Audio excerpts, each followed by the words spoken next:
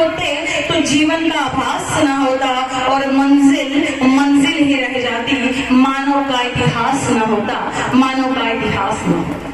सभी को कहना चाहती हूँ कि सभी को पता होना चाहिए कि यहाँ हम क्यों उपस्थित हुए हैं। हम उपस्थित हुए हैं अपने महाराजा गहराज निषाद जी की जयंती पर।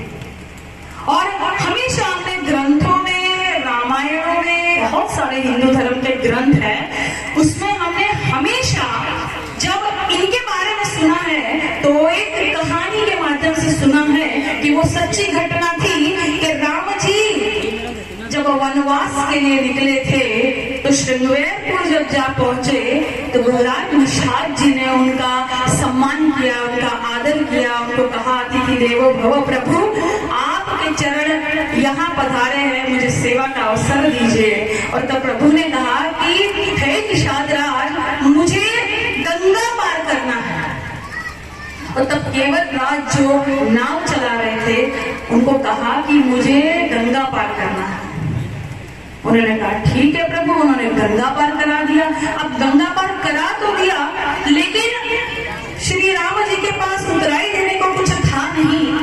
तो माता सीता बिल्कुल भाप गई कि प्रभु के पास उतराई देने के लिए कुछ था।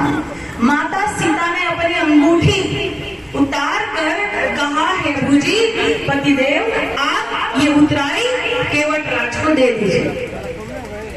आपने गंगा पार यहाँ से वहां तक करवाई, ये आपकी उतराई। ऐसे करके श्री राम जी ने उनको अंगूठी दी। अब केवट राज जी ने अंगूठी नहीं ली। उन्होंने कहा नहीं प्रभु, मुझे ये नहीं चाहिए, मुझे आपकी उतराई नहीं चाहिए। क्यों नहीं चाहिए भाई केवट राज, क्यों नहीं चाहिए?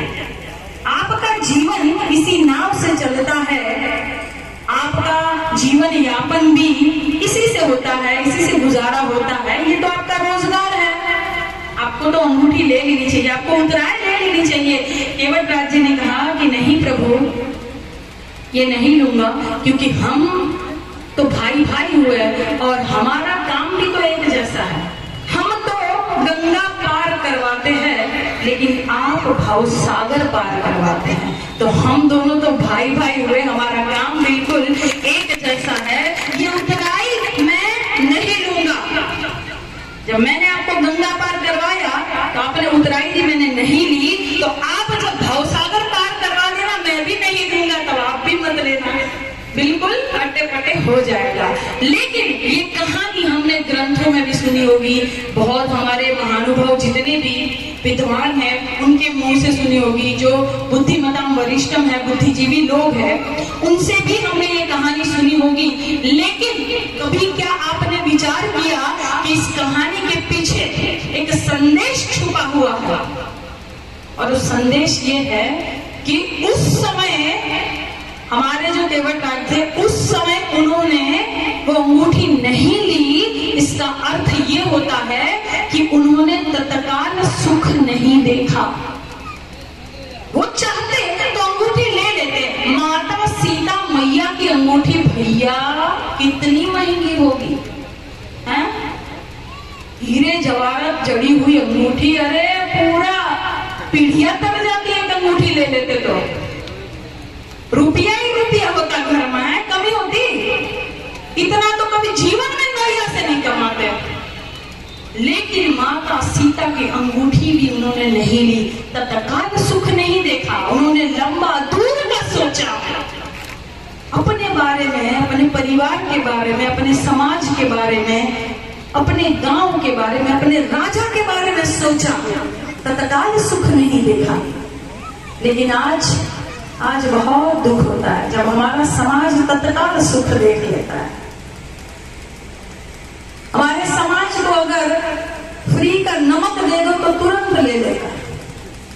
वो हमारा समाज जो ऐसे हाथ करने वाला हमारा समाज था, यानी कि राजा रजवाड़ा का जो हमारा समाज था, ऐसे हाथ मतलब दान देना, ले लो भैया तुम ले लो, दान देना। आज हमारा हाथ ऐसे हो गया, लाओ लाओ भैया लैला लाओ, मजनू बन जाऊं पी के, लाओ 50 रुपया लाओ, 200 रुपया अच्छा ला दे, नमक अच्छा ला, चल ना। ये हाथ हो गया हमारा। अच्छा लगता है? हाँ, अच्छा लगता है। हमारा इतिहास ये हाथ था, दान दक्षिणा देने वाला हाथ था, आज हमारा हाथ ऐसे हो गया। हमारी माता बहनों के ऊपर मुझे कितनी दया आती है। मेरी एक माता मुझे लिपट के रो पड़ी, क्यों? उनका दर्द, उनकी तकलीफ कौन समझेगा? कौन इनको ऐसे गले लगाएगा? अपना कोई होगा तो ही गले लगाएगा भैया, और कौन गले लगाएगा? कौन गले लगाएगा?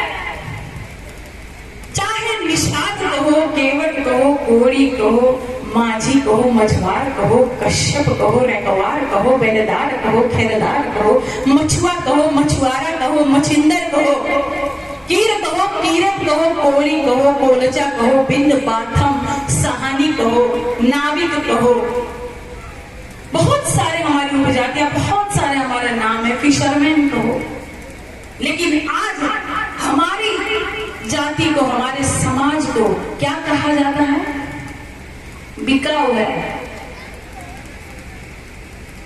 निषाद हो। हाँ, अरे बहुत बिकाऊ हो भैया, तुम्हारा समाज बहुत बिकाऊ। अच्छा लगता है, कितना गर्व होता है हमारे समाज में। डॉक्टर है, वकील है, जज है, मेजर है, कितना गर्व होता है। हर कोई आके एक ही बात समझा जाता है, शिक्षित बनिए, शिक्षित बनिए। काहे हमको ही समझा जाता है? समझ नहीं है क्या हमारे अंदर? घास खाते हम लोग, काहे हमें कहते हैं कि बिकाऊ है?